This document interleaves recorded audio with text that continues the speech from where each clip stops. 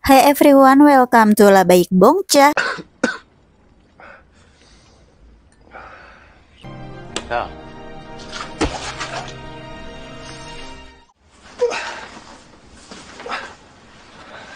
Drama ini bukan mengisahkan perjalanan BTS, tapi terinspirasi dari album BTS. Itu yang aku pahami.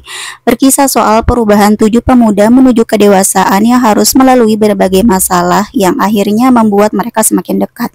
Tokoh-tokoh yang dimainkan punya karakter yang hampir mirip sama keseharian member BTS. Di sini kita diajak menyelami Kim Do-gun. Di BTS dia adalah RM. Saat ini dia lagi kelihatan demam dan menggigil di kontainer kecilnya. Seseorang menggedor-gedor. Dengan pelan Do-gun membuka pintu. Ternyata itu adalah bosnya. Si bosnya ngasih kabar mau menjual tanah miliknya, sehingga Do-gun bisa tinggal di sana sampai akhir bulan saja. Begitu si bosnya keluar terus balik lagi dan ngasih obat, dia melihat Do-gun sudah pingsan di kontainer itu. Do-gun dirawat di rumah sakit. Perlahan dia membuka matanya, melihat sekeliling kamar. Ada ibunya duduk di seberang ranjang. Ibunya begitu lega waktu Do-gun bangun. Do-gun nanya kenapa dia di rumah sakit. Kata ibunya, Do-gun menderita flu tipe A yang bisa menular sehingga harus dirawat di ruangan pribadi. Tapi ibunya khawatir soal biaya karena belum pernah membayar kamar VIP rumah sakit. Do-gun cukup mengerti, izinkan dia sehari aja di rumah sakit, maka besoknya dia bakalan kerja lagi. Ibunya bilang jangan terlalu tergesa-gesa karena Do-gun adalah kepala keluarga, makanya dia harus hidup sehat. Terus datanglah seseorang menjenguk Do-gun. Dia adalah Jung Ho-soo atau J-Hope. Dia sangat terpesona sama kamar pribadi Do-gun. Dia bilang anggap aja itu kamar impian mereka yang sampai sekarang belum punya kamar masing-masing. Do-gun minta Ho-soo mengambilkan sebuah obat di lemari samping ranjang. Ho-soo langsung ngasih obatnya ke Do-gun, tapi kata Do-gun itu bukan obat dia, melainkan obatnya Ho-soo yang dibuang. Ho-soo langsung terdiam, rupanya selama ini dia sakit tapi terus membuang obatnya.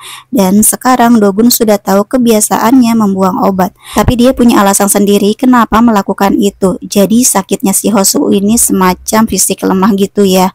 Dan dia juga ngaku sangat senang waktu ada orang memperhatikannya kalau dia lagi sakit. Mungkin juga hidupnya Ho-soo ini sangat menyedihkan sampai-sampai dia mencari perhatian dengan cara begitu, membuang obatnya sendiri. Di sisi lain ada Min Jae-in atau Suga dan Jun Jae-ha atau Jungkook. Kelihatannya mereka lagi ada problem sepulang sekolah. Ketika diteliti, problemnya adalah abang tirinya Jae-ha yang punya sifat yang jahat.